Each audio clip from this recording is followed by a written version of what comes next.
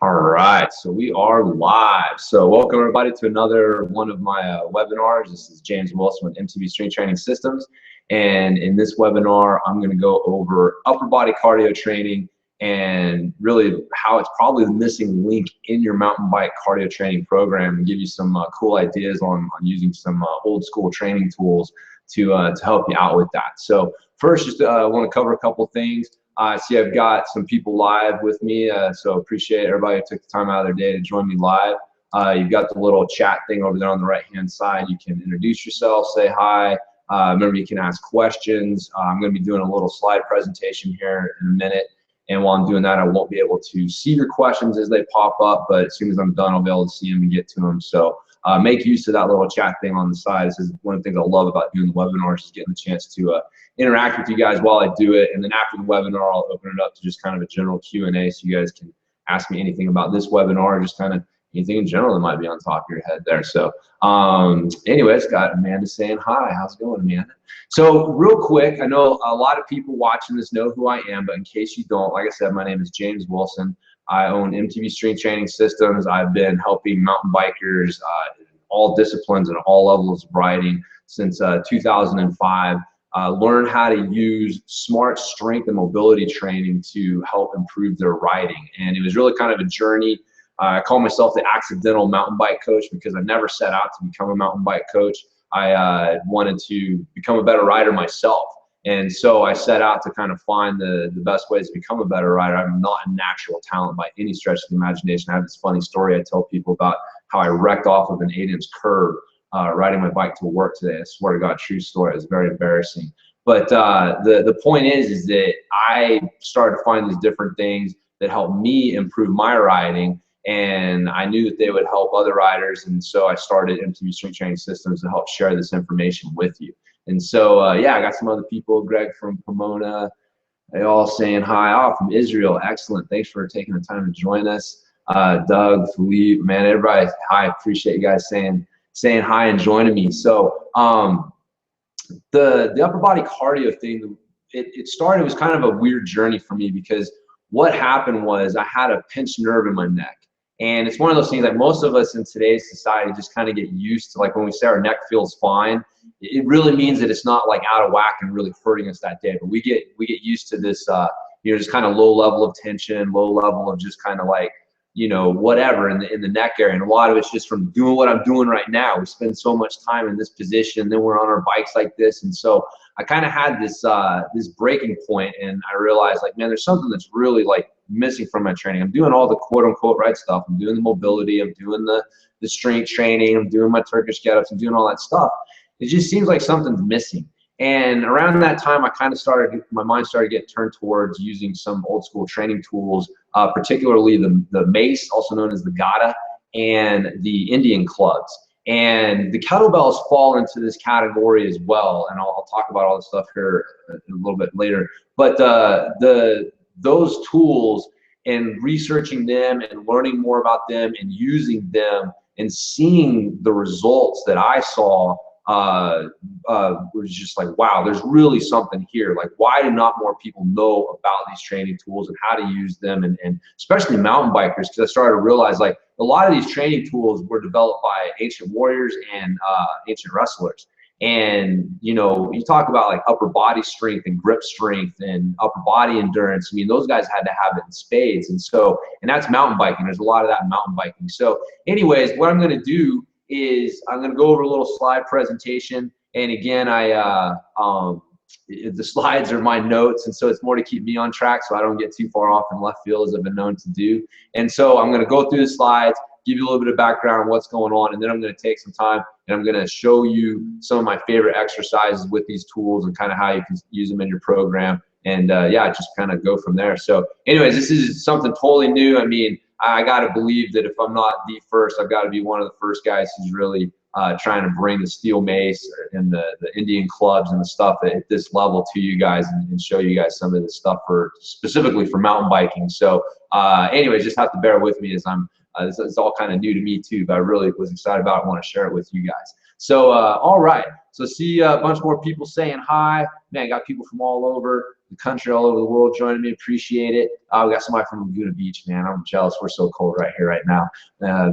Anyways, so I'm going to do my little screen share thing, start the slide presentation, and go over the info, and then, yeah, show you some exercises. So, and again, as you guys get questions or anything that pop up, please just put them in the chat box. I won't be able to see them, like I said, while I'm doing the presentation, but I'll get to them as soon as I get done. So here we go. Just give me a second to do my little thing. Boom. And where are you? There you are. All right. Took us into Infinity World there for a second. There we go. All right. I know there's a better, easier way to do this, but this is just how I get it done. So there we go. Upper body cardio training. Old school tools for today's modern mountain biker. So I like to start this off with a question. What athlete has the highest VO2 max on record? Raise your hand if you know the answer. Obviously, I can't see you raising your hand, but you know, a few people probably know this, but a lot of people would be probably surprised to find out that it's not who they might think it is. It's actually Nordic skiers. Nordic skiers have the highest recorded VO2 max of any athlete out there. In fact, the cyclists are actually down the list a little bit. The VO2 max is way lower. I mean, way comparatively speaking, compared to a Nordic skier and even runners. And so why is that? The reason is because there's an upper body component. The Nordic skiers use all four limbs. And so there's a higher overall cardiovascular demand, and also very specific cardiovascular demands that are unique to their sport that get them to this high VO2 max. So, you know, why is this important? Why do we need to know this? Well, because it brings us to the eternal question: what is cardio? And you know, cardio, I've talked about this, I've mentioned this in blog posts. It's one of those terms that gets thrown around very loosely, and very few people who use it, especially in the mountain biking world, really understand exactly what they're talking about, because they use it interchangeably with endurance, which it's not. This is where things get confusing, because cardio refers specifically to your cardiovascular system. So, but beyond that, cardio is not a gas tank that you draw from. There's this kind of analogy and this mindset that we have that our cardio is just, like I said, like a gas tank. And so as we build our quote unquote cardio, we're adding to this gas tank, and then we can draw from this gas tank when we need it. You know, that's not necessarily untrue, but that's an overly simplistic view of what cardio training does for you. And so again, this idea of there being a gas tank, and that, you know, we just need to work on our cardio, and that's going to build this gas tank. And then when we're out on the trail riding, then we're going to be able to draw from this gas tank. Like, this is where the idea of like spending hours and hours on a road bike is going to help you on the trail, because you're building your cardio when you're working out, when you're riding a road bike on the road. But that's, you know, the gas tank, your idea is I'm building this gas tank, but that's not, you know, a lot of people who spent time on a road bike and then get on the trail realize, like, wait a minute, there's more to it. And so cardio is the ability for your cardiovascular, nervous, and muscular systems to support a specific activity. So basically what this means is that cardio, your cardiovascular system is the central part of that.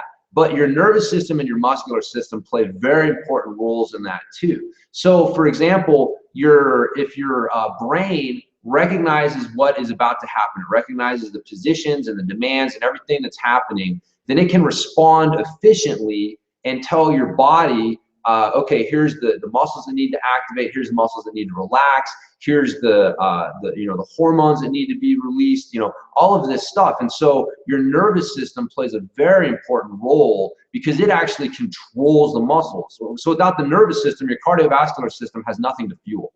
And so in the muscular system, again, if you don't have a muscular system, your cardiovascular system has nothing to fuel. The nervous system helps create the movement and regulate the energy production and stuff like that. The muscular system uses the energy. So inside the muscles themselves, you have both, you know, the stored glycogen, but you also have the mitochondria and all of the, you know, the energy systems within the specific muscles themselves.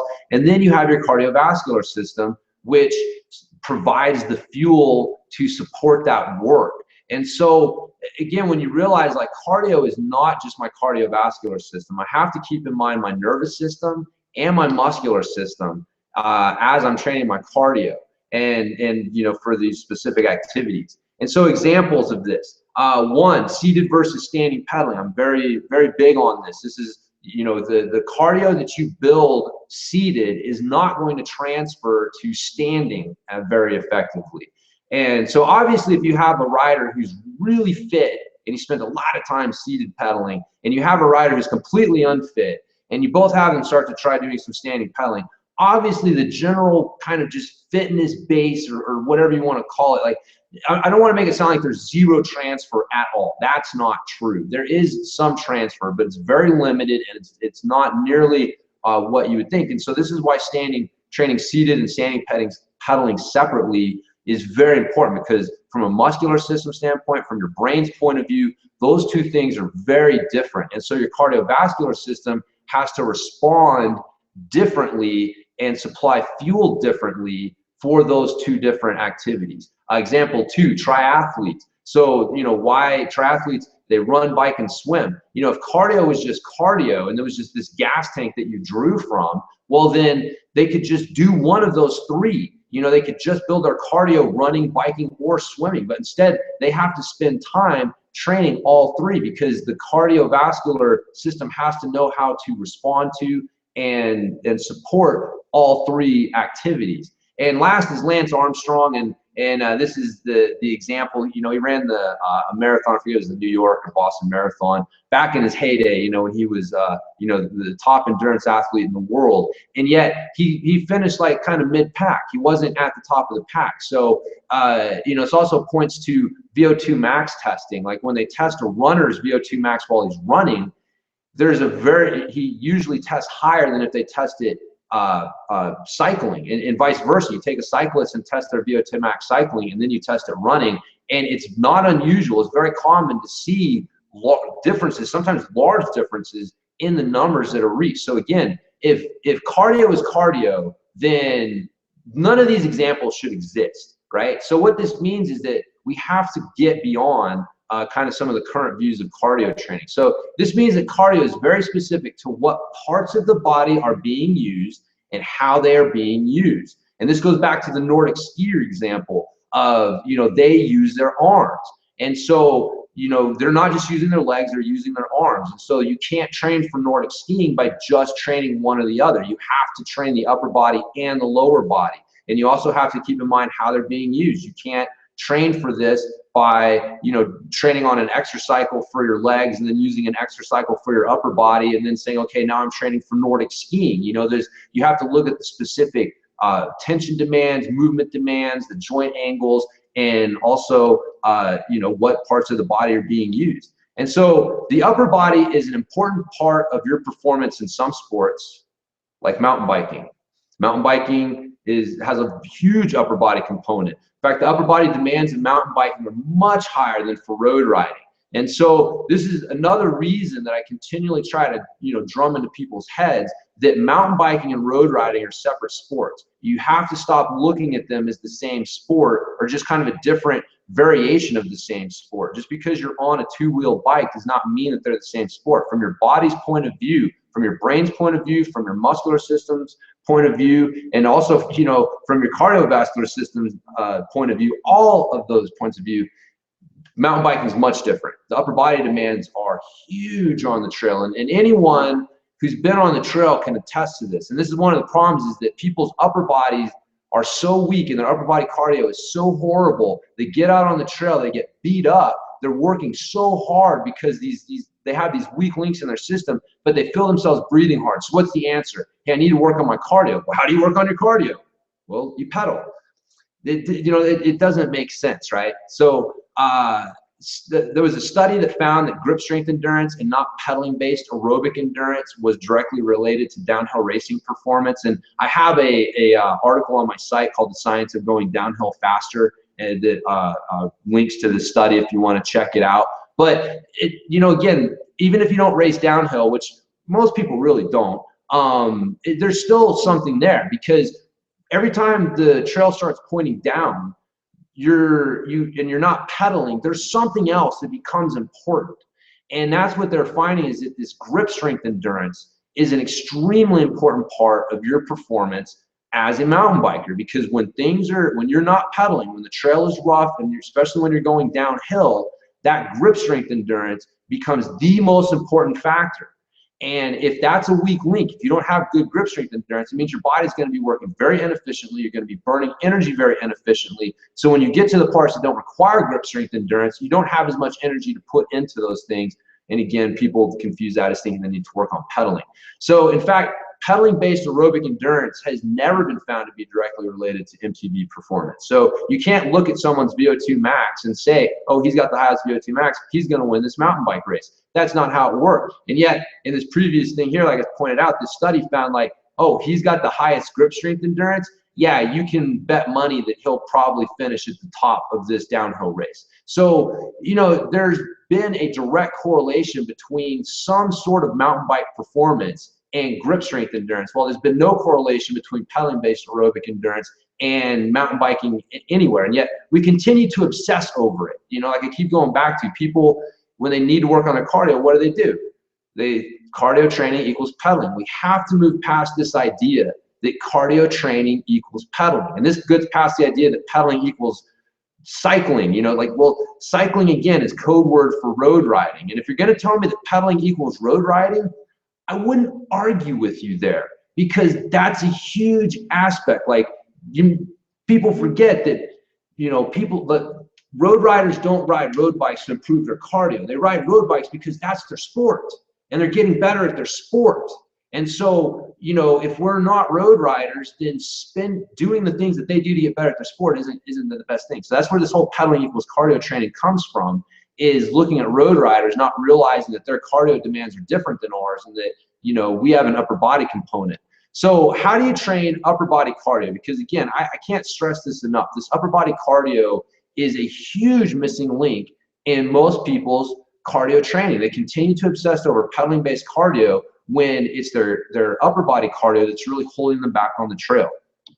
So here's the little simple equation that I've come to realize over the past you know, several months of training and you know, looking into this stuff. And I mean, really, it's been more than the past several months. This is like years of different stuff.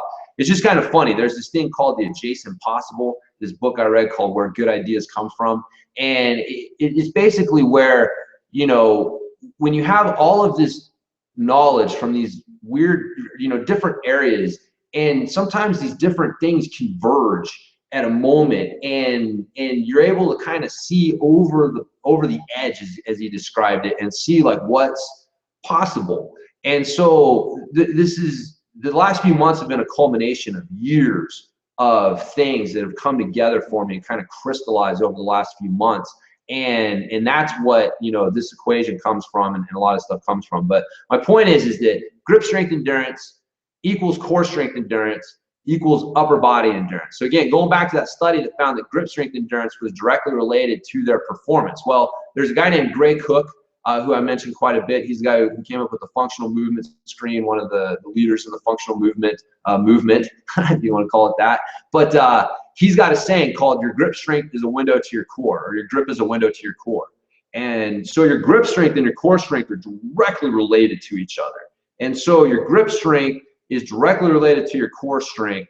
And the better those two things are, the better your upper body endurance is going to be. So the idea is not just to worry about, you know, core strength, is to worry about grip strength endurance as well. And that's going to like help play into all of this. So as I mentioned earlier, the ancients, you know, which is this word for people that lived hundreds and thousands of years ago, and sometimes gets a little over romanticized. It's funny, I read a lot of old history books, and even back in like old Rome, they had people who were romanticizing the past. I forget the name, but they actually had a word for it. So this is something that humans have been doing for a long time. So I want you guys to understand it. You always got to take stuff with a grain of salt. You know, the ancients definitely had some knowledge and stuff that we can take advantage of, but I'm definitely not hearkening back to like living in caves and stuff like that. I like my my Xbox and internet and stuff. So anyways, point is, ancients, they understood the need for upper body cardio, and they developed systems to train it. So again, if you were an ancient, and, you know, talking somebody that lived, you know, 1,000, 2,000 plus years ago, you know, your day consisted of a lot of upper body stuff. You were probably a farmer. You know, if you weren't a farmer, than you were a hunter, or you definitely, people had to fight. I mean, they talk about, if you ever read the Iliad, I mean, these guys fought hand-to-hand combat with swords, shields, and spears for like hours all day long. I mean, you talk about upper body freaking cardio, man, like, swinging swords and spears and shields around for hours at a time. That was a reality of their life. Vikings rowing their warships, Roman soldiers just like marching all over God's creation and freaking, then setting up camp and kicking ass and taking names right after. I mean, all of this stuff required high degrees of upper body cardio and overall body cardio, really. But again, the lower body stuff is what gets emphasized with like running and cycling. And so we're kind of looking at some of this upper body stuff. So they had systems for how to train this stuff. The knowledge has been lost since it can't be put into a box, and it's not easily measured in a lab. For example, like a Mace 360, which I'm about to show you guys here in a little bit. What muscle group does that work? You know what I mean? So even me, I'm a big guy about coaching like movement patterns and stuff. So like, hey, push, pull, hinge, squat. And I gotta be totally honest with you, I'm starting to realize there's some limitations even to those boxes. Because again, where do you put Indian clubs? Where do you put the Mace? Where do you put some of these things? They don't fit into these boxes. And so it's not easy to, program them. It's not as easy to, you can't measure them in a lab. This is another reason that pedaling-based fitness is so emphasized. People forget, like, science studies what it can study. And then we get this idea that, well, whatever it studies must be the most important thing. Well, it can easily study, pedaling-based fitness. They can, measure your RPMs, your power output, your heart rate, your, the gases being inhaled and exhaled. There's all of these things that they can measure. And then they can like go over 6 weeks, show like, oh, see, he had an increase in these lab measurements and this measurement here and this measurement here. And so it's very easy to measure, and it's very easy for coaches to set up programs based on this stuff and say like, all right, we're going to have this number of mileage this week and this number of mileage this week and this percentage at this, you know what I mean? And it's like, it's so easy to measure the pedaling based stuff. You start getting into the upper body stuff and it just becomes this real fuzzy world. And a lot of coaches don't like to live in fuzzy worlds. They like very clear cut boxes. They like rules, and those rules never change. And that's just how things are. And so anyway, that's why you've probably never heard about a lot of this stuff. That's why I know I haven't heard about a lot of this stuff. So by finding ways to tap into this lost knowledge, you can gain an edge in your mountain bike training. And that's basically what I want to show you guys to do. And the edge that you guys can gain is significant. In fact, this is, the first exercise here, I'm going to go ahead and skip to it, is kettlebells. And kettlebells are kind of the new kid on the old school block, if you want to call them that, because they're only a few hundred years old, whereas these other two tools that I'm about to show you are thousands of years old.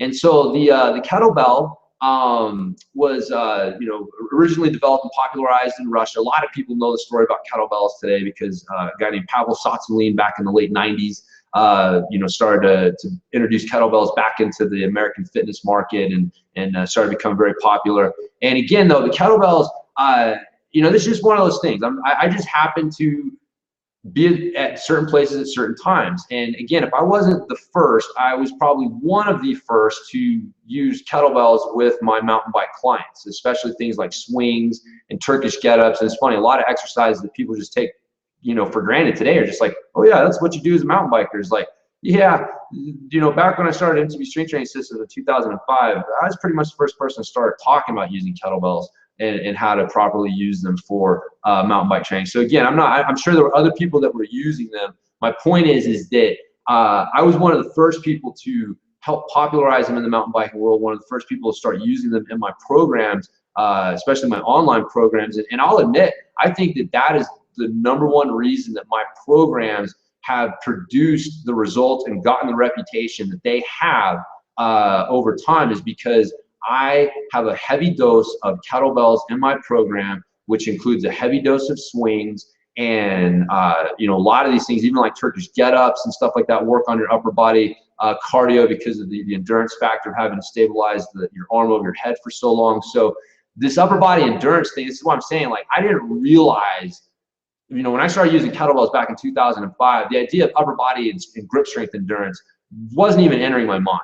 And when I saw people getting great results from using the kettlebells, and I'm trying to, like, you know, there's a lot of reasons you're using, you know, the hips. It's a good practice for your body position, and there's just so many good reasons. But now I'm starting to realize that, really one of the secret weapons there is that's upper body cardio. When you're doing swings and you're working that grip strength endurance, and you're having to hang on to that kettlebell, you're getting that overall body. You're adding that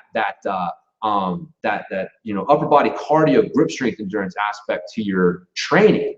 And so anyways, my point is that kettlebells are awesome. I'm going to show you guys a couple other tools that I really love, but the kettlebell definitely falls in this category. The kettlebell swing is one of the best mountain bike specific cardio training exercises that you can do from just a movement standpoint and all of that. So the swing, the clean, and then also your combo drills and flows are kind of the top three things that you can use kettlebells for. And so kettlebells work real well because you can do a swing into a clean, into a shoulder press, you know, into a squat or a lunge. You know, you can easily flow several exercises together. And so again, you know, you start to get away from some of the specific upper body cardio, but you're, you know, working that overall body cardio and making sure you have a heavy upper body aspect. I guess that's the idea, is you don't want to like get rid of the lower body. You just want to make sure you have a good, strong, heavy body or upper body cardio training aspect in your program. So kettlebells, those are the top three things. I'm going to show you guys these exercises and go over a couple cues I like to use for them here in just a second.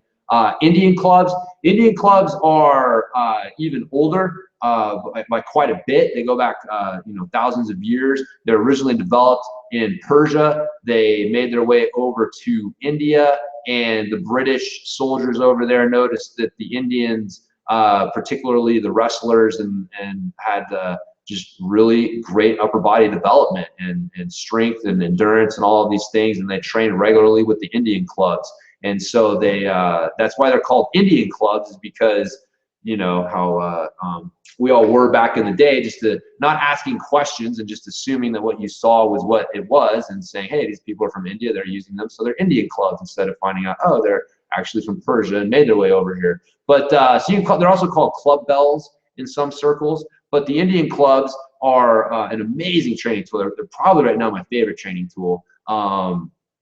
The swing, which I'll show you, is an amazing exercise, and I really like it because you can get into more specific stances with this swing than you can with a kettlebell swing. The side swing, where you start to work on some lateral movements, and then also you can use Indian clubs to flow a bunch of drills together as well. And so really strong grip training, grip strength endurance aspect with the Indian clubs.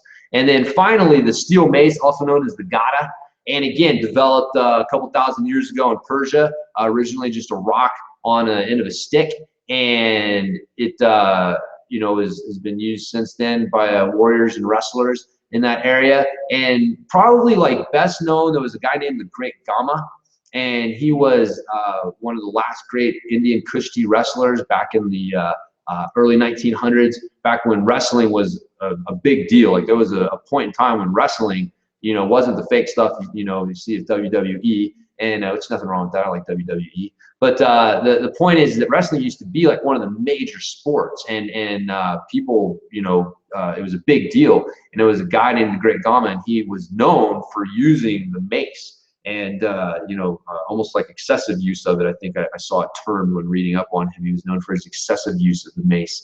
But so they got the 360s, the 10 and 2s, and I made up the dance of death. And I'm going to show you that one just because it's really fun. I actually had one guy come over and he did that, showed him the dance of death, and he tried it. He was like, that's the funnest exercise I've ever done in my life. And he went home and bought him a steel mace, and he's been just loving it ever since. So I'm going to show you guys that. But the steel mace is another fun training tool, and I'll show you guys some stuff with that. So you can also put them together. I mean, right now I'm loving doing kettlebell swings and Mace 360s. I mean, you talk about an amazing overall body workout.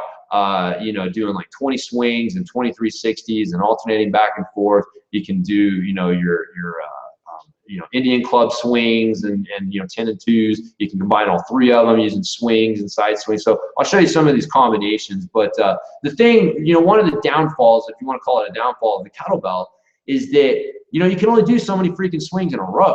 you know, and we're not here to become professional swingers. You can take that however you want. But I mean, like, you know, you need to get good at swings. But I know some people can pump out just like, you know, oh, I can just keep passing off hands and blah, blah, blah. It's great, man. You spend a ton of time swinging. I need to ride my bike. So, you know, being able to combine swings with Indian club exercises or Mace exercises, so you're able to keep working, and you're able to keep challenging your grip and your cardiovascular system, but in slightly different ways, so you keep the work going. So instead of doing swings and resting, swings and resting, swings and resting, you're able to do, you know, swings 360, swings 360, swings 360, and you can keep going doing that for 5-10 minutes. And so anyways, so that's some ways to kind of combine this stuff.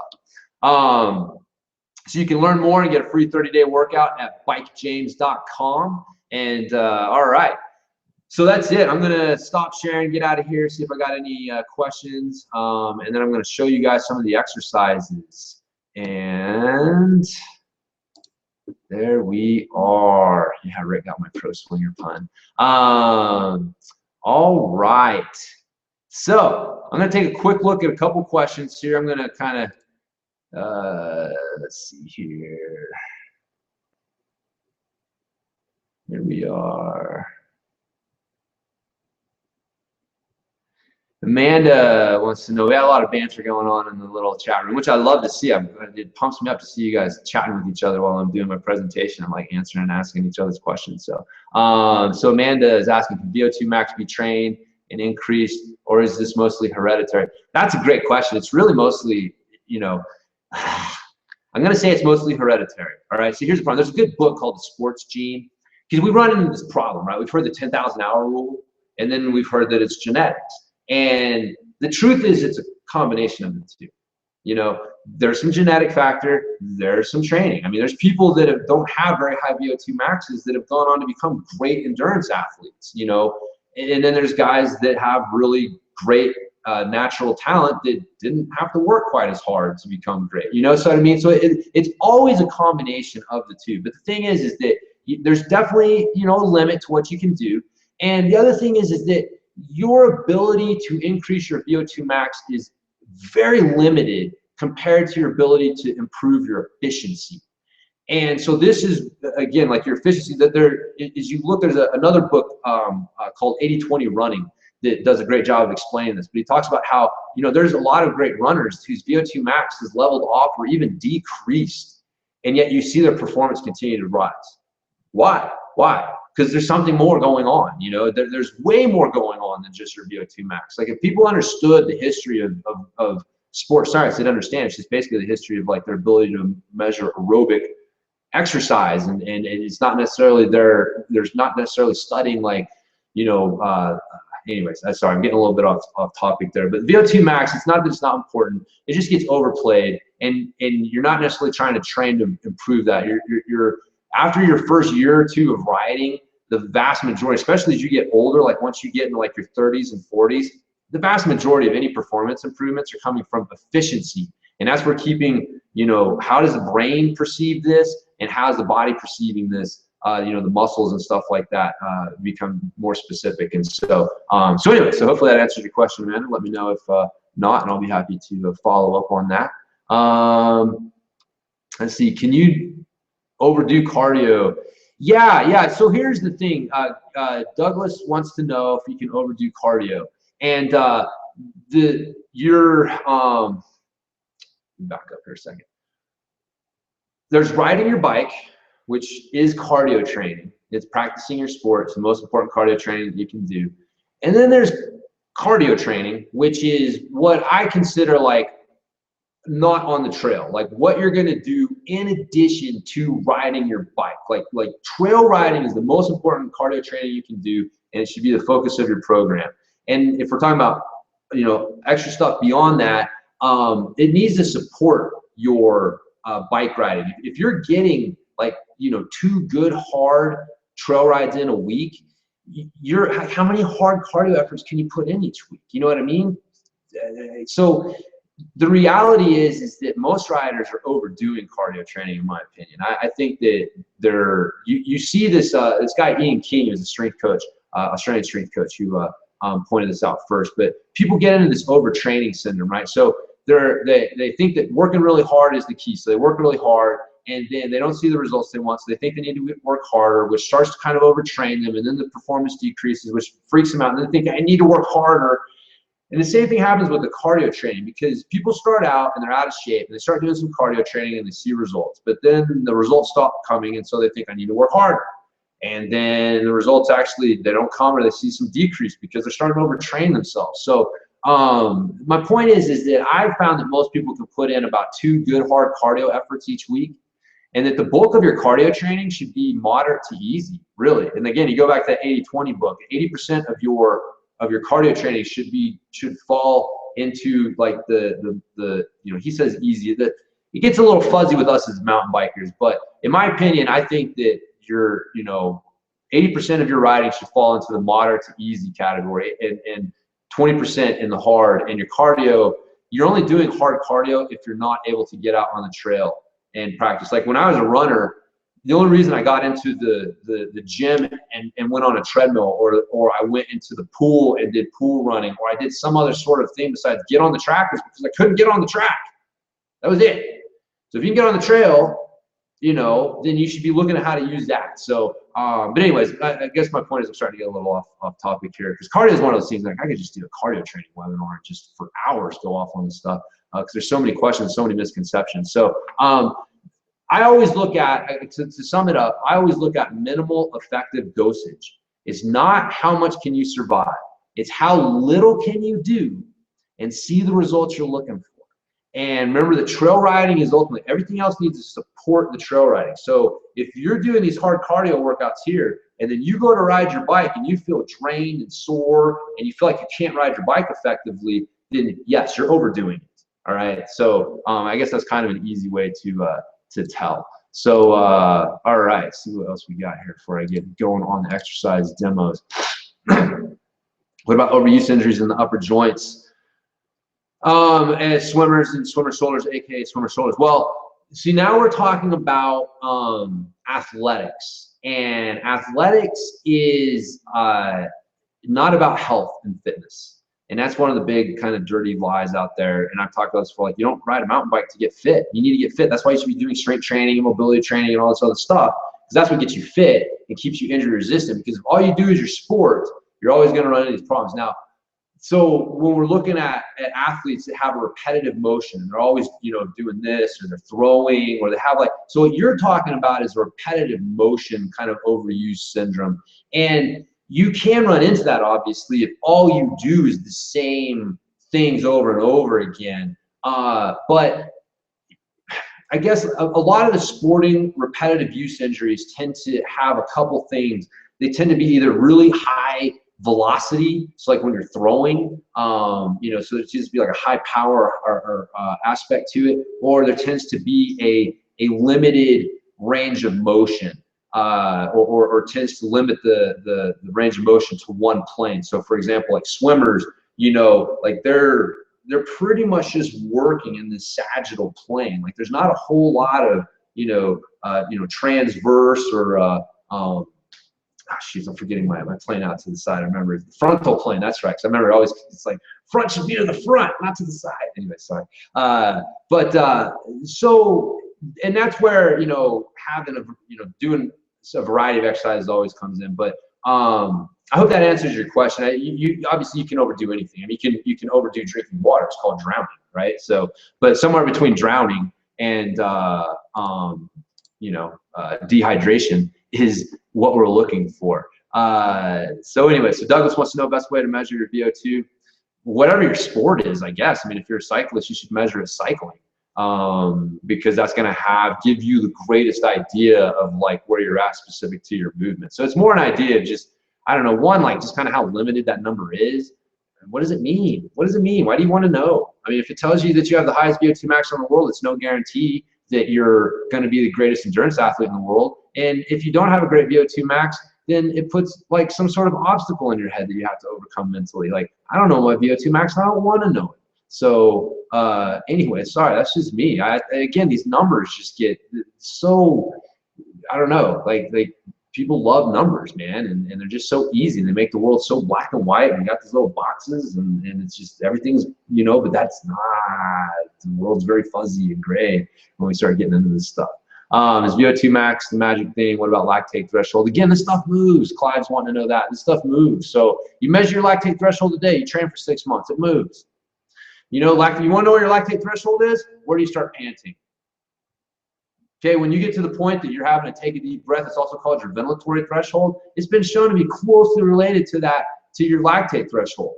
So now your ability to breathe is way more practical, right? So it makes more sense. Like, okay, if I can work harder and I'm not panting, then my fitness is getting better, you know? And so if you're thinking about your breathing, your ability to stay relaxed at these higher intensities, you know, like that's what you're wanting, not these external numbers that you know, to drive your training. Because again, this goes back to like RPE and stuff like that, and your ability to know where you're at mentally, right? So, you know, what does it matter if you know what your lactate threshold is if you don't understand what your ventilatory threshold is? It means that, you know, practically that number doesn't mean a whole lot to you. Like, yeah, you can set these training zones based on it, but again, you know, what happens if, you know, the training zones change? Like if you went in and you measured your lactate threshold on the day that you won the lottery, and, you know, you married the woman of your dreams and just all of your dreams came true, I guarantee you your numbers are going to be way higher than if you came in there and your dog got ran over,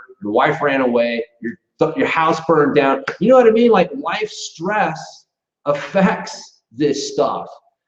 So that's what always makes me laugh a little bit when people are like, oh, I went and had this measured and now I'm basing all my training numbers on this. And it's like, man, those numbers change. They change on so many different things. They can change just based on your mental state of mind. They can change on the time of day. They can change based on the training that you've done. They can change on what you've been eating. There's so many things that can change those numbers. So again, if you're always trying to think about RPE and you're trying to think about your breathing, posture, you know, these things that have like a real practical application, trying to make the hard things feel easier. Right? If you're doing something that used to feel hard and now it feels easy, that's getting fitter. You're not breathing as hard. So anyway, see, this is what happens when I go crazy and I get a little off topic there. So right. And let's see, BC Mike, should you stand and pedal? All right, I'll tell you what. I'm going to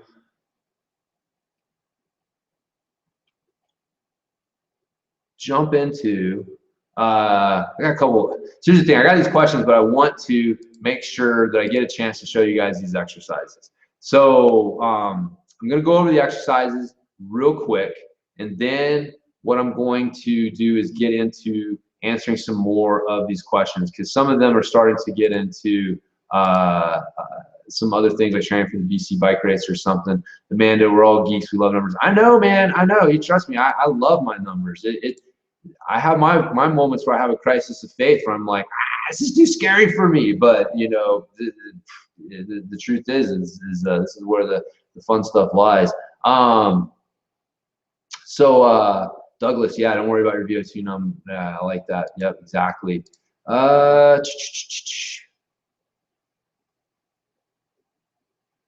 right.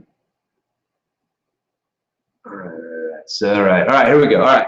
Sorry, just keeping up on some of these things here. So I'm going to jump into the exercises. Like I said, I have a couple other questions, but they're starting to get we're starting to get off of the upper body cardio training stuff. So I want to show you guys this stuff, and then we'll get back into answering questions, because I love answering you guys' questions, as you can tell. So the first thing I want to show you guys is the kettlebell. The swing, like I said, is the standard exercise for doing this.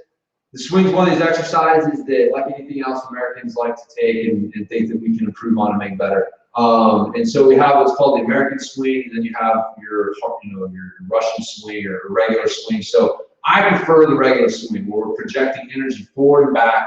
I'm not coming all the way up over my head. I'm not going to argue whether that's right or wrong. Just for our purposes as mountain bikers, what we want to be doing is we want to be working on our ability to move our hips back and forward. So it's a back and forth projection of energy. I'm not wanting to project energy up. We use something different to work on that. So for our swings, I like to do our swings like this. Get set. Kettlebell should be a little bit in front of you. so that you can pre-hike it back. After I hike it back, I'm going to use my hips, squeeze my hips, drive my feet heavy into the ground, nice and tall and thin at the top. Keep the arms relaxed, it's going to float up. I'm going to let it come back down. The trick is you want to wait until it almost connects, like as Dan John says, like when it almost hits your zipper. Then you're going to catch it with the hips and then pop it back up. So if you watch in slow motion, I actually spend quite a bit of time in this like standing vertical plank position here. And so it's not a continual motion. Like this is not how you want to do your swings. And so it should look something along the lines like this.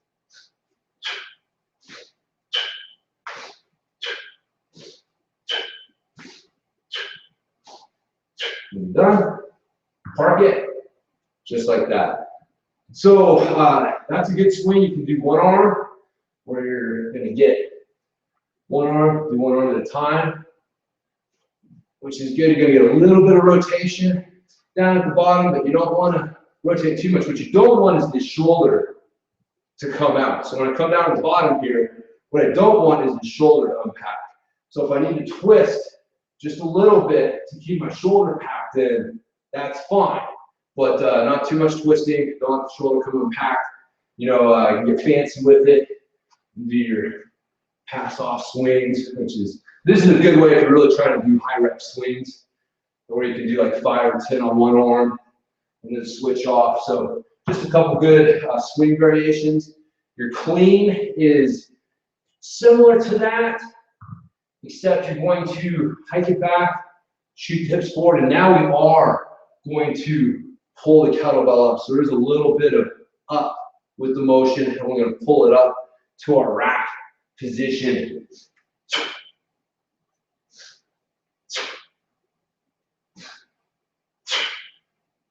So again, the upper body cardio part comes in from one, the grip, having to learn how to relax the grip and then tighten it at the right point, your grip strength endurance, doing the clean, having to catch the weight at the top, teaching how to absorb force and use your breath to do that. So all of these things are important aspects of your just kind of overall upper body conditioning and your upper body cardio. And then finally, like I said, you can do some flow drills with these things. So, you know, a real simple one, something I use in my kettlebell conditioning program is doing swings.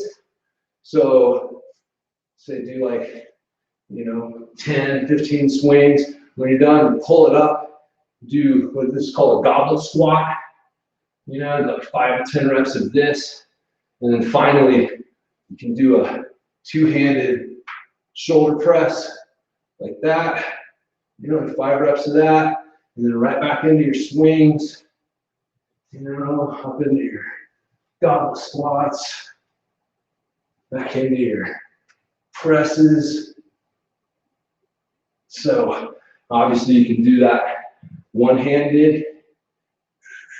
So just a great overall way to work on your upper body cardio, your overall body conditioning, grip strength endurance. Again, I have to give credit to this little device right here that, you know, again, one of the reasons I think my programs produce the results they do, and again, the reputation they have is because I've been using the kettlebell early and often in those programs. And so the next tool that I want to show you guys is the Indian club.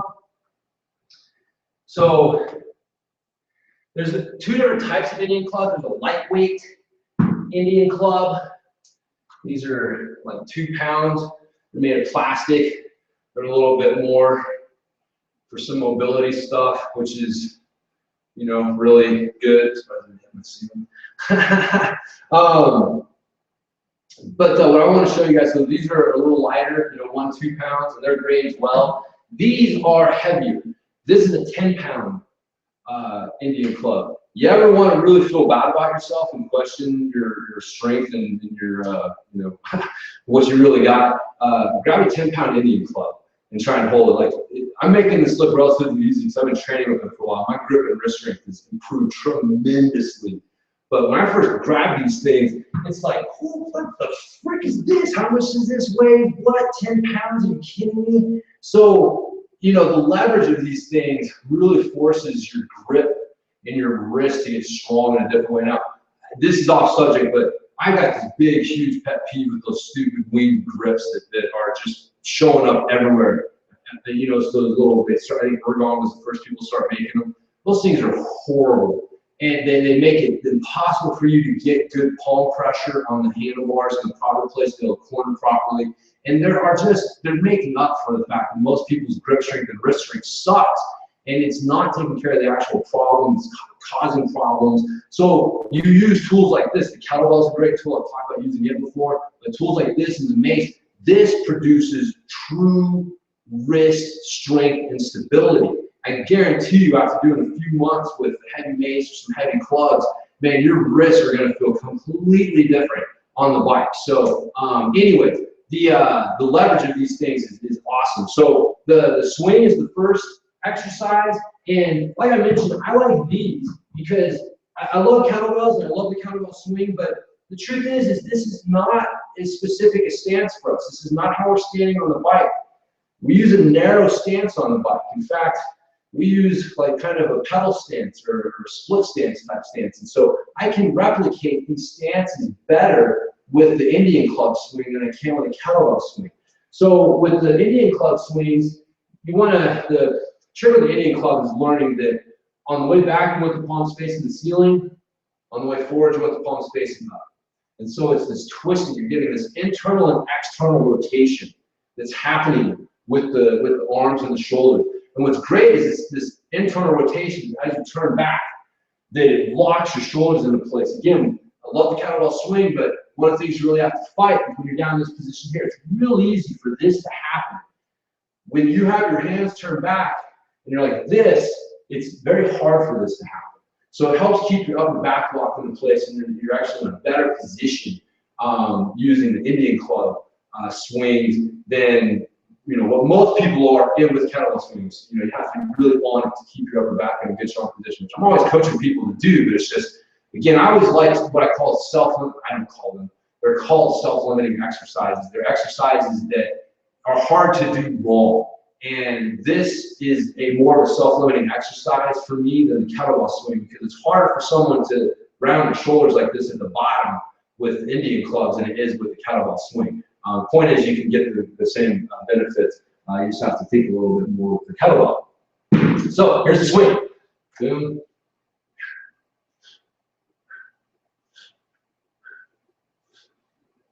Pretty straightforward. And again, like I said, you can get into like a stagger stance position. So you're actually able to kind of do like a single leg. I always compare the stagger stance to single leg with a kickstand. So I'm trying to do like a single leg swing, but that would be silly and dangerous.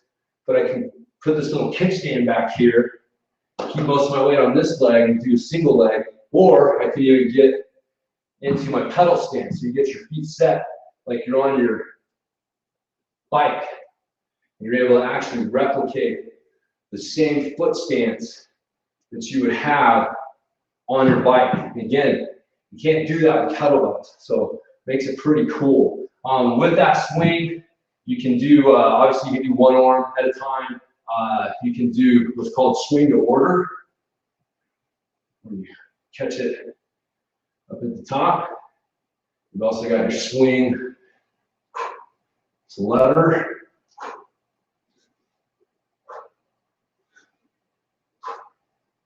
So some really cool variations and stuff. I'll show you guys one more cool one. I like the swing to order with the lunge.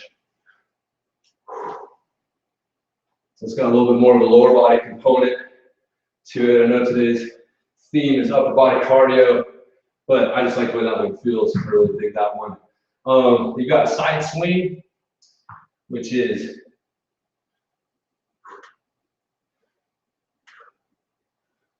out to the side. So again, if you watch from the side here, you'll see my hips. It's still a hip hinge, right? But now, just get a little bit different. I'm going to control this in a totally different plane, right? And I can go ahead and do this up into my lever holds. just like that. So that's the side swings. And then finally, you got all sorts of combo drills you can do. I mean, I showed you guys one swing to order. The real fun one that I learned from the Steve Maxwell video is go from your lever to your shield cast to your mill, back to your lever.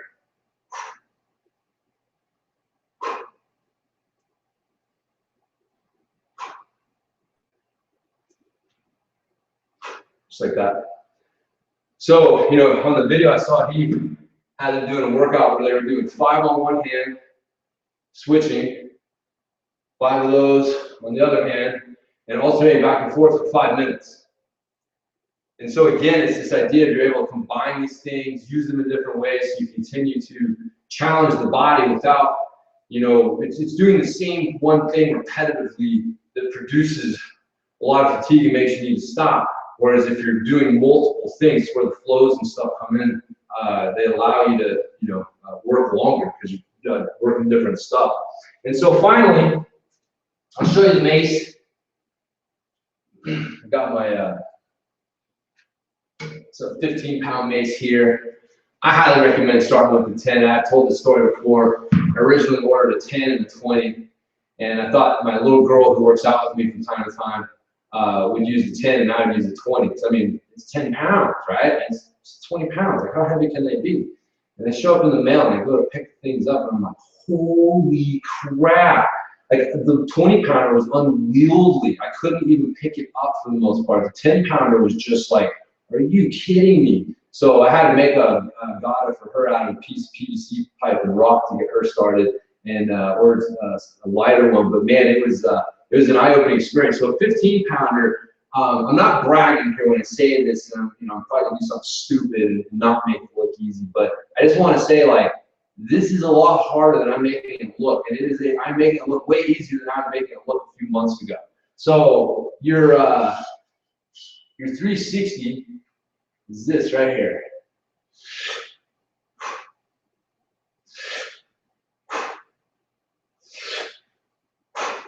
And we're doing both ways.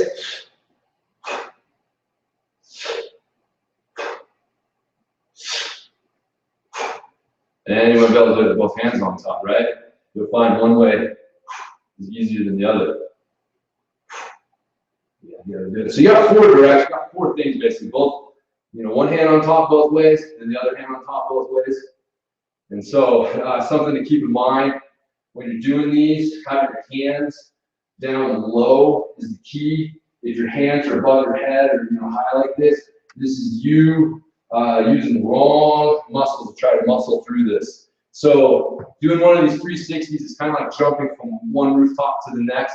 You just gotta do it and have faith that it's gonna come around, because if you try and control it and muscle your way through it, it ain't gonna work. Man, you guys can see the massive amount of upper back mobility that takes, you know, shoulder, upper back endurance, just such an amazing exercise.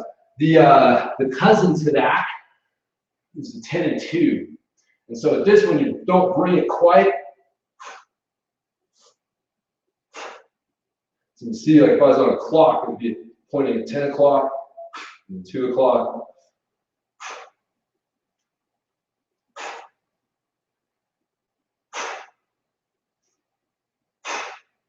So that's your 10 and 2s. And finally, I'll show you the dance of death, just for fun. I was down here one night, and I'm like, how did I use this thing if I was really gonna fight? You know, because these are weapons. These things were like, you know, like if you showed up on a medieval battlefield with one of these things, you wouldn't look completely out of place, right? Put a few spikes on this thing, and it's a weapon. So I'm like, people used to fight with these things. What would you do?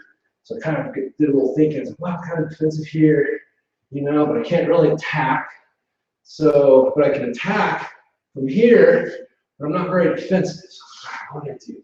So get in your defensive mode, and do your, get a little space, flip, attack, flip, and back ready to defend. Attack, flip.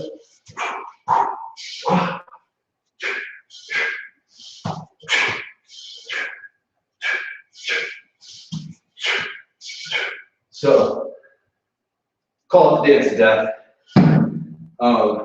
Tongue in cheek, obviously there. But So there you go. That's the you know, some of the main exercises I like to do, and like I said, I you know, combining them together, swings, you know, either kettlebell or Indian club swings combined with Mace 360s. I mean, that's an amazing workout right there, and you're working on all those things. Because remember, I'm not saying that pedaling is not important. Let's back up just a little bit, because pedaling-based endurance is important. It's just not always most important. In fact, it's, you know, for a lot of riders, it's not most important. And there's other things you have to work on. When you're not pedaling your bike, there's other things at play. How do we train those other things that make up really a big percentage, if not the majority, of your time on the bike? Like, people would be shocked at what percentage of time they actually spend pedaling on their bike. And that other percentage, we got to find some ways to work on it. And that's where this stuff comes in. And so anyways, different ways to use them there. So anyways, so there you go. If you guys have any questions on any of those exercises, or you know, want to see some details or anything like that, let me know. I'll be happy to jump back up and show you guys. But so anyway, so I'm going to go through here real quick and make sure I'm not making missing any questions. Anybody put down there? All right, so I do have.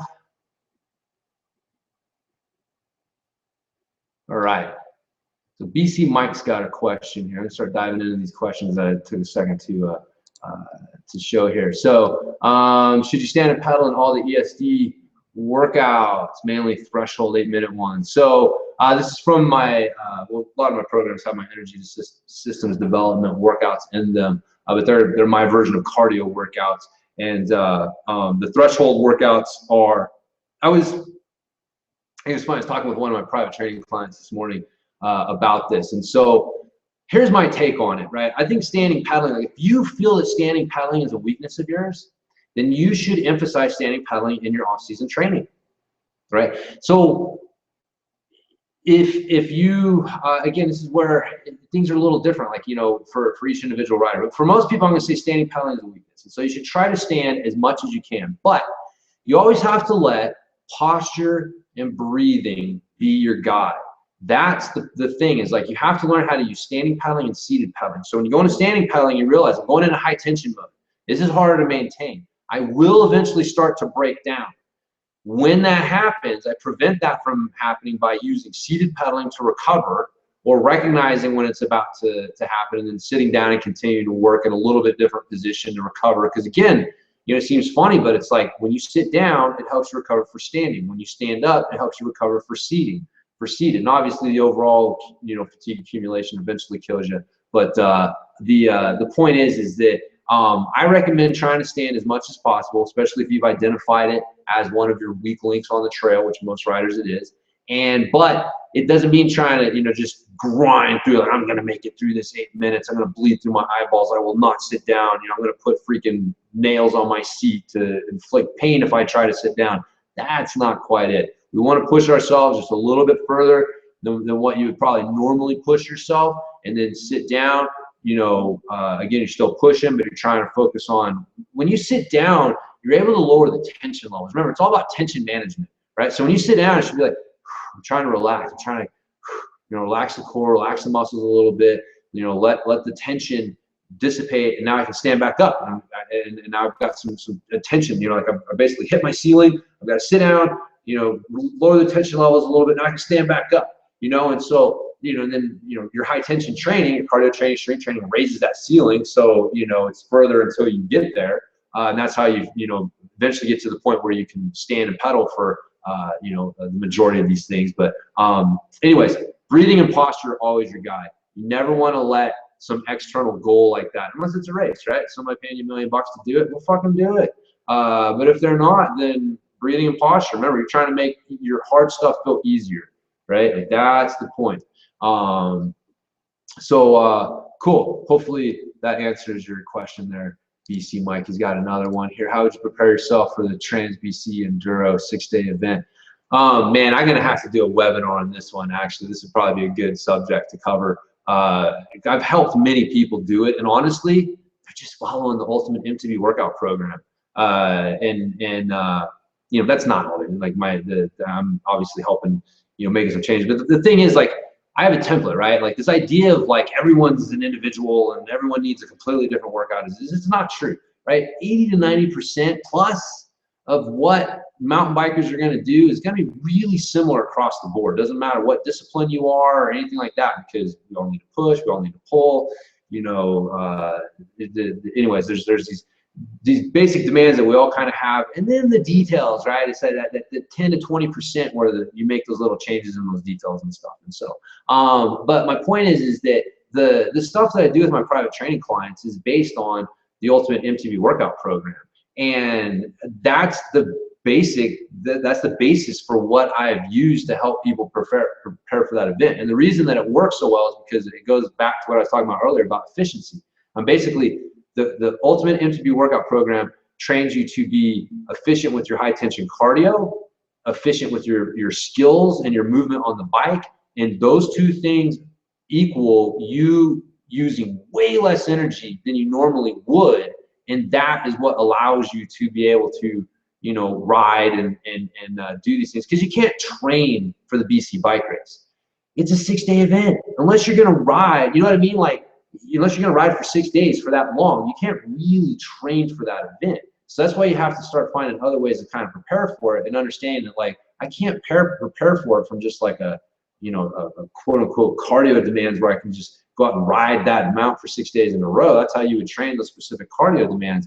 You're gonna have to look at efficiency, both in high tension cardio and with your skills and stuff like that. And then having a good strategy, understanding that your first couple days, you know, it's a tension management thing, right? Like, you're gonna accumulate tension, and then you want to take that night, the day to relax and lower the tension levels. And then you're gonna accumulate tension the next day, and you need to lower it. And you accumulate tension the next day, and you're gonna lower it, right? And eventually, towards the end of the ride, it's gonna, but the problem is if you go out day one and you're like, tension, and then you're just like, the rest of the ride, you're just like that, right? So if you manage that tension and you understand how to like pace yourself and push yourself based on RPE, not external numbers, you just have to really understand yourself and understand, like, you know, when am I switching into high tension mode? How hard can I go? Like, what, you know what I mean? Like, that's a skill. You can't external number that thing, right? So anyways, the BC bike race is actually pretty damn easy if you follow the outline there of efficiency, high tension cardio, and you know, movement skills and stuff like that. So anyways, but yeah, I'll have to look at doing a webinar for that one in particular. So let's see here, Gary. I'm 65 and reasonably fit. My main objective is skill training. I played with a kettlebell in the store when I was trying to learn how to manual. Immediately was better because of your explanation of kettlebell swing. Excellent, man. Yeah, you know, and again, that idea of projecting the weight, your hips forward, because one of the big problems that people run into with manualing is they think there's some sort of backward movement, right? They either try to, you know, pull with their arms, which most people know, okay, I'm not supposed to do that because that's, you know, bending my elbows is not it. But what's happening when we bend our elbows? We're pulling back. Well, the other problem is people get told to like lean backwards or do this reverse headbutt. Well, what direction is you're going backwards, right? So that throws you off balance. And so when you understand how to throw your hips forward, and then that brings your shoulders up, not back, up, right? When you're doing a swing, you don't want your shoulders going back. If you're leaning back at the top, that's a bad swing, right? People know, tall, you know, tall and thin, you know, you don't want to lean back, squeeze your glutes, all that stuff.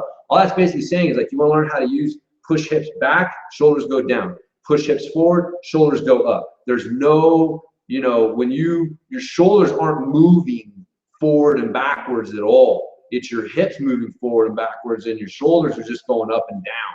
That's the key to body position and balance on the bike. And that's one of the things that kettlebell swing teaches you how to do. So glad that worked for you, Gary. See, Nino does, you know, I'm not sure what Nino does. Nino Schurter, I'm just assuming there's the only guy, he's one of the few people in cycling that can go by one name. I'm not sure what his training is. I've had people send me videos and tell me they've seen him doing kettlebell swings and doing some things similar-ish to some of the exercises and things that I talk about. But he definitely trains. He definitely strength trains. He definitely does mobility training. You know, he's the greatest cross-country racer, you know, in a long ass time. And he's not just riding his bike. It's not just road miles, and it's not just stuff like that. So there's a huge component to that. Coordination training. You know, I'm not really sure what, you know, Gregory, what you're referring to with coordination training. If you want to like be a little, you know, reply and something more specific, but just in general, you know, are we? Let me back a second. Because I believe that there's value in stuff that is not directly related to mountain biking. Like, you know, if we're saying, is coordination training going to help you out as a mountain biker? No. Wait a minute. Let's back up a second here, okay? So, like coordination training, I'm thinking like things like agility ladders. You know, they have these things with like the bouncy balls where they, you know, they bounce when they're not round. They got the little knobs and they bounce to the side, and you got to react, and you know, just stuff like that. I don't think that stuff has a real direct carryover to mountain biking, but the problem is we're not mountain bikers, we're human beings that mountain bike, and agility, catching, things like that, that's part of being a human being. And I do believe that that's another thing that a lot of people are missing in their training programs, or elements of that. So I would encourage people to do stuff like coordination training. Just don't do it under the guise of thinking this is mountain bike specific training. This is human specific training. And you need to do it, but it's not gonna, like, you know, getting quick feet is not gonna help you on the mountain bike specifically necessarily. So hopefully that the thing there. So the comment on grip sizes. I am. Let's see here.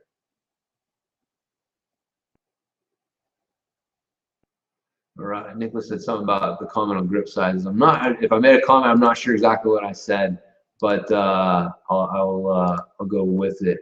Ayal says, interested in the Indian clubs, can use free weights like the bicep curls, and that can be even better for the grip being thicker. Can you give an example of a routine of the exercise you just showed here? Yeah, you know, I'll show you a couple of quick things here, Ayal. You're onto something actually, man. With what you're saying, like bicep curls, like I can't even pull that bicep. Okay, I'm gonna have to like get in the middle, right? You wanna know what really gets crazy? Shoulder presses. 10 pounds, man, 10 freaking pounds right here. Right, I can press a 50, 60 pound kettlebell, no problem. But you know, pressing this. So, and what's cool, especially with the Mace, I like the Maces for shoulder presses because you can use leverage, right? So right here, easy. Harder. I'm kind of going fast and slow. I need to slow down. So I want my hand to stay parallel to the ground. That's harder. That's hard, right? So that's the cool thing with the Maces. You know, they both have their pluses and minuses. I like the Maces because there's a lot of leverage potential there. Like I really like the Maces for shoulder presses. That's like one of the main things I use for shoulder presses now, because I can micromanage. Like when I have the 16 kilo kettlebell, it weighs 16 kilos. Like I can turn it upside down and it bottoms up. That's pretty much my choice. Either bottoms up or down here. With a Mace, I can, you know, micromanage how hard it is with the leverage aspect. And so it's just a different way. Instead of just adding load to you increase the leverage. You know, the whole point of adding more load is you want your muscles to reflexively tense and produce more tension. Well, you can use leverage to produce the same thing. And if I'm able to use 10 pounds to produce this tension versus 50 or 60 pounds, which one's easier on my joints in the long run? You know what I mean? So there's a lot of different you know, pluses and minuses with that. But yeah, you can use the things. I actually like this. This is an old school bicep curl. And then let the weights open up your hands right here.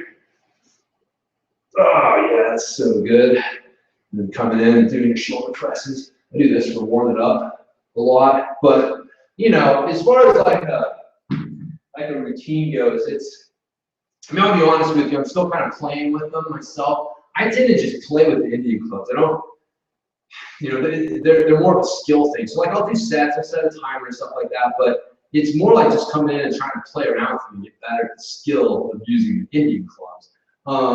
So, you know, I really just kind of come in. There was a video that Steve Maxwell did. You can think it's SteveMaxwellSC.com. And he's got his Indian Club Basics, which goes over his 13 favorite exercises, and he's got seminar. And you know, so the things like swings, you know, there was, you know, some other ones like the, you know, the shield cast that we didn't get into, the reverse shield cast, you know, like that. There's the, like I said, there's the mill, which was part of the one that we did. You can just do it on its own. You can also do the reverse mill. You know, so there's some really good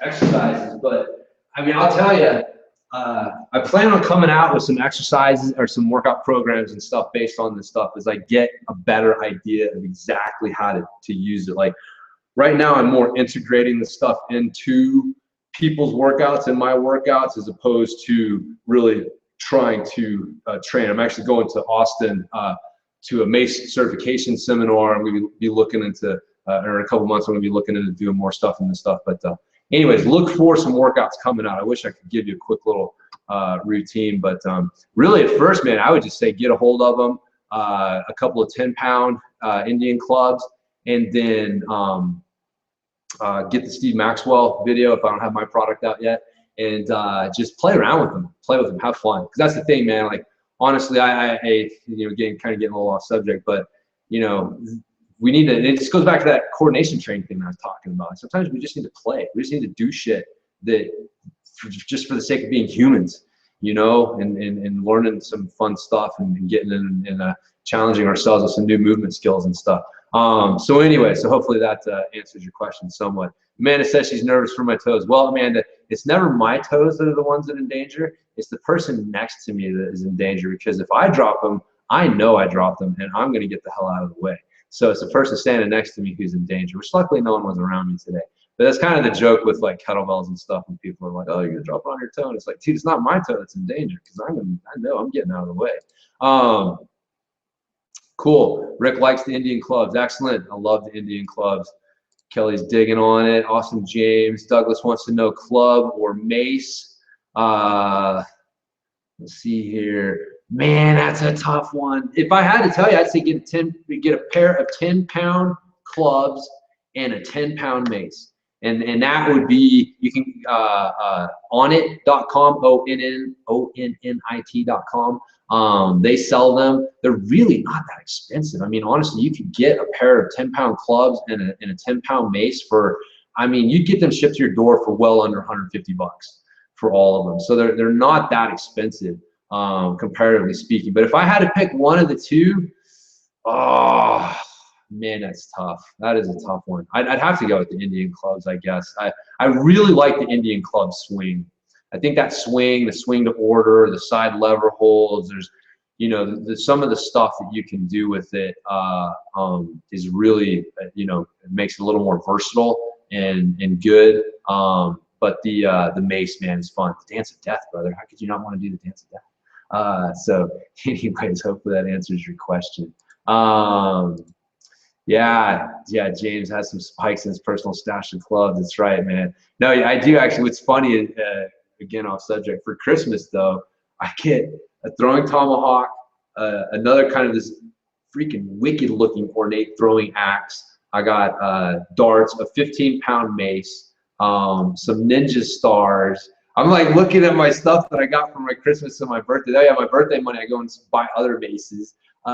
Anyways, I started looking at it. I'm like, dude, what is wrong with me, man? I'm like, people think I'm a very violent person. But anyways, yeah, man, dance to death. So see, man, during upper body cardio work, is lower to mid-back tension sign that I'm doing something incorrectly? No. You want, well, you know, there's between tension and pain. And, you know, because it's a muscle, right? So your low back is a muscle. And so you're gonna feel it, like you know, you're gonna want it to work. Just like when doing deadlifts, right? Like when we get scared of thinking like, oh, if I feel anything in my lower back, that's bad. And it's not necessarily true. Like they're muscles, you should feel them. But there's a difference between when they're moving, when they're creating movement, and you're getting like joint compression, you know, then that's different than when it's just kind of muscles working and you're feeling some muscle fatigue and some muscle, you know, action there. So you know, it's like anything else. You know, always err on the side of caution. There's never an excuse to get hurt in training. But, you know, I wouldn't worry about it too much because, again, like, you're going to be starting out relatively light with this stuff. And so it's going to be kind of hard to overdo it. Again, like, that's what I like about this stuff is the weights are so low. It's like, yeah, doing a Mace 360 with a 10-pound club is hard, but it's only 10 pounds. You know what I mean? Like, you really have to screw up to tweak your back out. And again, I know someone will take that as a challenge, but please don't. But anyway, so yeah, it's like I said, it's kind of, you got to learn to judge between muscular kind of fatigue and like joint pain. And but feeling a little work, man, that's good. You want that. That low back needs to work. It needs some work. So BC Mike, this is my second season with your program. Love it. First year racing, I was placing 30th. Last season, I cracked the top 10 in Masters. Keep it coming. Excellent, BC Mike. Glad to hear it, brother. That's the kind of stuff I like to hear. So yeah, you're on track, man. Just keep doing what you're doing, and you know, maybe get some longer rides in towards more just to mentally give yourself the confidence. Like, yeah, I can do that. Yeah, I can sit in the saddle for that many hours. Yeah, I can do that. You know, but you're well on track, man. I just keep doing what you're doing. You've been doing this in your second season and seeing these kind of results already. You'll probably surprise yourself. All right. Gary says, I worked in the oil patch in my 20s and learned how to use a sledgehammer a lot. Sledgehammer is just a repurposed modern day mace, right? Instead of cracking heads, we're cracking rocks. Ever since I've always had a really good upper body strength. I didn't know I was mountain bike training before yeah, exactly, man. That's it, man. Mountain bike training before they even had mountain bikes. So, man, that's, you know, the old school. I've had this epiphany lately that you don't meet people who have a strong grip, who have a weak core, but you meet plenty of people who have a strong core, but their grip strength sucks ass. Are we going about this backwards? Grip strength really equal core strength, right? Like, it goes back to that equation I talked about earlier. So, yeah, it's the grip strength and core strength is go hand in hand. So yes, perfect. All right, what was the recommended weight for your first pair of Indian clubs? And Brian wants to know. And I recommend 10 pounds. I think I mentioned that earlier. 10 pounds is a good place to start. And you know, it's kind of like a 12-kilo kettlebell, where for a lot of people you need to start there because you just have these gaping holes in these areas that these things expose. Like, you're going to find out my grip and wrist strength suck ass, but your grip and wrist strength are going to get strong real quick because your body's going to recognize, like, oh, this is an authentic movement challenge. I need strong grip. I will get stronger, right? It's not some made up gym BS.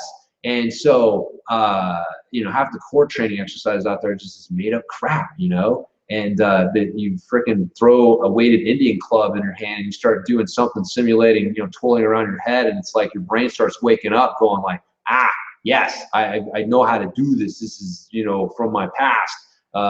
You know, someone in your past has swung something around their head like that, probably a sword or something. But there's something primal about these movements that really starts to wake up stuff in your head. So my point is that you're going to start to see results from it. You're going to get strong with it quickly. So just be prepared that, you know, in the next 6 months to a year, you're probably going to want to invest in the next level up heavier ones. But it's kind of like, you know, if you start too heavy, you can't learn it. So you almost kind of have to start with something that you know is eventually going to become a little too light, because that's what's going to help you learn the skills that are going to allow you to use the heavier stuff.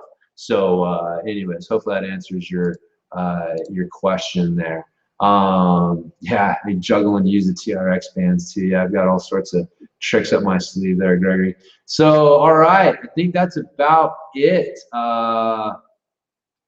I don't see any other questions. If anybody else has anything and they want to like jump in before I take off, I'm going to go ahead and wrap this up. It was awesome getting a chance to talk to you guys, and yeah, getting to answer your questions and share some of my knowledge with you.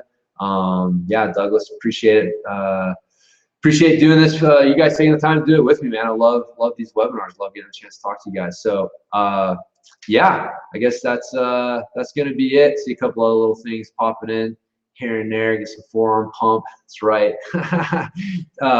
It will definitely do that. You know, what's funny though, man, is it's like anything else. It's like, you know, when if you don't train it, it's not going to get better.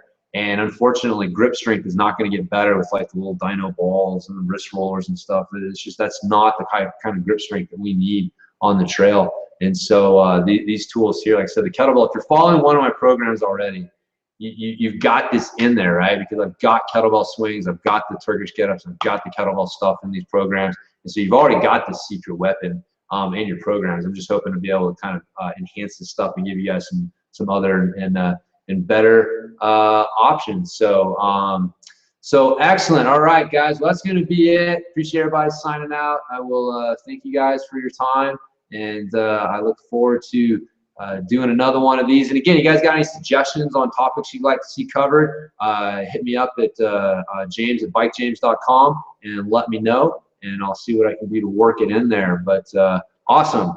Well, cool. Oh, Amanda threw one in here. Threw in the last question. Yes, cheers from Germany. Thanks, Steph and I all. Yeah, y'all, let me know if you get the Indian clubs and what you think about them. And all you guys, if any of you guys get this stuff and work with them, let me know what you think. I'm definitely interested to hear what your guys' take on it is. So Amanda's saying a little off topic, but about your stand on pedals. I've been riding with my foot in the middle of the pedal. I noticed a huge difference climbing.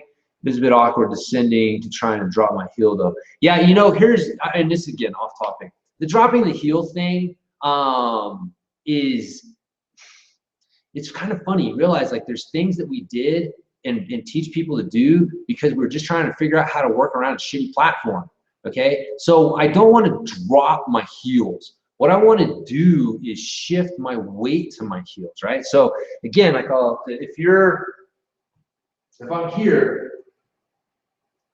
right, and I want to shift, I want to get even further. That's what we're talking about. I'm starting to go downhill. So when I start to go downhill, I want to shift my weight even further back.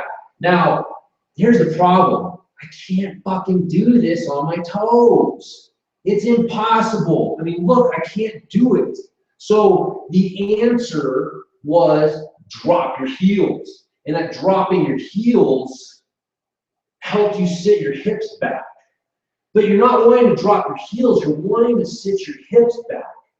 If you sit your hips back, it will, see how my toes start to come off of the ground and my heel is weighted now? That's what I'm looking for on the pedal. So when you go to get back, I'm not dropping my heels, I'm shifting my hips back, and that shifting my hips back is what makes my heels drop because I'm weighting my heels. But if you don't have anything underneath your heel and you're balanced on the ball of your foot and you're on this unstable platform, your foot doesn't want to do that. Your foot doesn't, your body doesn't let you move that way because it's not balanced and stable. And so you have to make up this crazy crap like, well, drop your heels. But the only reason you're having to drop your heels is because you're balanced on the balls of your feet and you can't shift your hips back when you're balanced on the balls of your feet. So if you get off the balls of your feet, then you can start focusing on the real thing, which is shifting your butt back. So focus on shifting your butt back and let the heel drop and the weighting of your heel happen as a result of you shifting your hips back, not the other way around. You're not dropping your heel to get your hips back. You're shifting your hips back and that weights your heels. So, so cool. Hopefully that answers your question. Yes, urban legend. Amanda, you would be shocked at how much advice you guys get for your skills training stuff and bike riding stuff. It's just absolutely BS. It has no reality in movement or anything, and it's crazy, right? I talk all the time about elbows out. It's not elbows out, it's lats engaged, right? If my lats aren't engaged, it's here, but my lats can be not engaged and have my elbows out. I call this the scarecrow. We see this all the time. It's a freaking the scarecrow syndrome of people out there with their elbows out to the side like this. It's like, elbows out. I look like I'm a pro. Elbows out.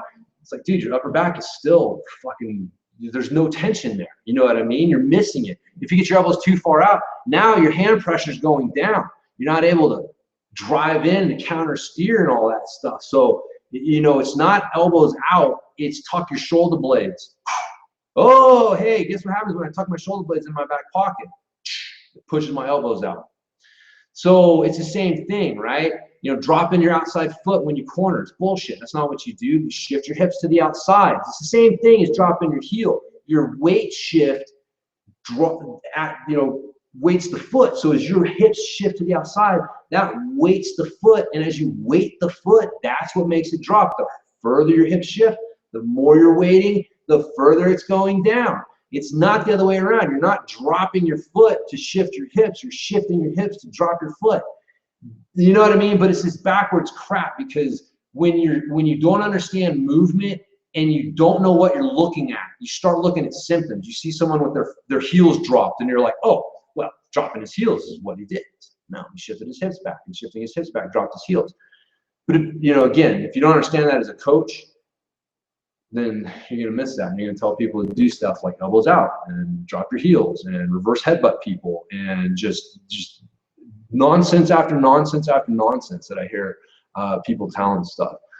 So anyway, sorry, got a little off topic there. Cool. People saying thanks. Appreciate the great stuff. Urban Legend, looking forward to the Catalyst pedal. You're going to love it, Ayal. Promise, man. Thing's awesome. What's the name of the flat pedal you developed? Okay, Gregor. Oh, Ayal already hooked him up, man. Thank you very much. I appreciate that. Yeah, the Catalyst pedal, pedaling innovations. But again, I know this wasn't meant to be talking about the pedal, but that's, I mean, really the pedal is spawned from the same problems I was just talking about. It's people that don't understand how the human body really moves, trying to tell you how to apply this crap to the bike. A lot of just myths and urban legends and things that have been repeated so many times and nobody questions it. But your foot needs to be stable, and the only way it can be stable is if it's supported on both ends of the arch, and the Catalyst pedal is the only pedal in the world that does that. And so it's the only pedal in the world that will allow you to apply your natural movement and power and all these things that I'm talking about here. This thing that drives me nuts. It's like, we teach you to move one way in the gym, right? Every one of these coaches will tell you, like, yeah, you need to squat and deadlift, you need to keep your heel down, push through your heel, blah, blah, blah, blah, blah. But then you get on the bike and you need to push the ball of your foot. What? Why? I'm not applying the same movement that I'm working on the gym to the bike because my foot's in a different place. And so if my foot's in a different place, and that changes from the brain's point of view, it changes muscle recruitment, it changes balance, it changes everything. And so you can't apply what you're getting in the gym to the bike on those tiny little pedals. So anyways, there you go. All right, that's a good enough rant for the day to end off. All right, everybody's saying thanks. I think that's it. So unless someone slips another question in there real quick, I'm really going to sign off this time. So anyways, once again, man, it's been a lot of fun. Hope you guys get some good ideas from this seminar, and hopefully answer some questions for you with the Q&A. And I will talk to you guys next time.